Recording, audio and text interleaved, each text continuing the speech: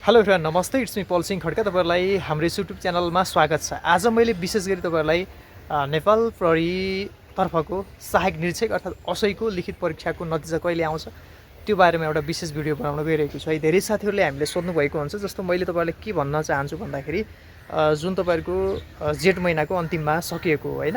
अब सरसर्ती भन्नु पर्दाखेरि आउने बेला भइसक्यो साथीहरु है। मैले तपाईहरुलाई योभन्दा अगाडिको भिडियोमा जहाँसम्म भदौसम्म है त भदौको पहिलो सातासम्म चाहिँ आउन सक्छ भनेर चाहिँ यसो भनेको थिएँ। अब अहिले चाहिँ तपाईहरुको जुन इन्सपेक्टर रिजल्ट आइसकेको छ, गत वर्षको तुलनामा भन्दाखेरि चाहिँ तपाईहरुलाई अब यो वर्षको नतिजा पनि आउने बेला भइसकेको छ।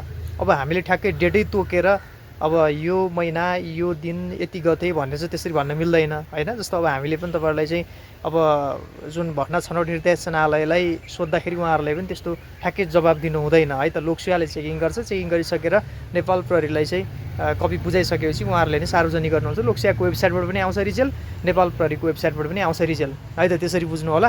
तपाईले के कुरा बुझ्नु पर्यो भन्दाखेरि अब गत वर्षको तुलनामा चाहिँ यो वर्ष अलि चाँडा आउँछ है। त्यसकारणले गर्दाखेरि रिजल्ट अब तपाईहरुको अन्तिम चरणमा छ हैन। अबको केही दिनमा जहाँसम्म भदौको दोस्रो साताभित्रै आउन सक्छ भनेर चाहिँ हामीले तपाईहरुलाई चाहिँ यसरी भन्न सक्छौँ। यदि आयो भने हामी तपाईहरुलाई चाहिँ अपडेट गर्ने नै छौँ। फेरि धेरै साथीहरूले चाहिँ डेट चाहियो, हामीलाई फिक्स डेट चाहियो भन्नुहुन्छ। त्यस्तो फिक्स डेट भन्ने हुँदैन है साथीहरु, त्यस्तो हुँदैन। त्यसकारणले गर्दाखेरि मैले तपाईहरुलाई यही नै रहेको थियो आजको विशेष भिडियो। तपाईहरुलाई कस्तो लाग्यो त्यस्तै सल्लाह सुझाव प्रतिक्रिया दिन नभुल्नु होला साथीहरु है।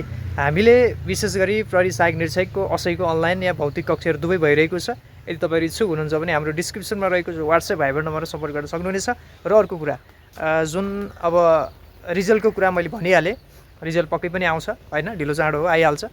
त्यसको बारेमा तपाईहरु हात्तिनु पर्दैन। राम्रो गर्नुभएको छ भने आइ नै हाल्छ है त। हामीसँग विशेष नोटहरू पनि उपलब्ध छ, त्यो तपाईहरुले लिन सक्नुहुनेछ है त। यही नै रहेको थियो। मैले तपाईहरुलाई यति छोटो मिठो जानकारी दिएँ हैन। भिडियो अलिकति लामो किन बनाउने र अब आगामी केही अपडेटहरू छन् भने मैले नेपाल प्रहरी, नेपाल आर्मीका विभिन्न अपडेटहरू दिने नै छु तपाईहरुमाझ हैन। बाँकी कुराहरू अब हामी फेरि आगामी अरू भिडियोमा गरौँला है त साथीहरु। ल हस्, नमस्कार, जय नेपाल।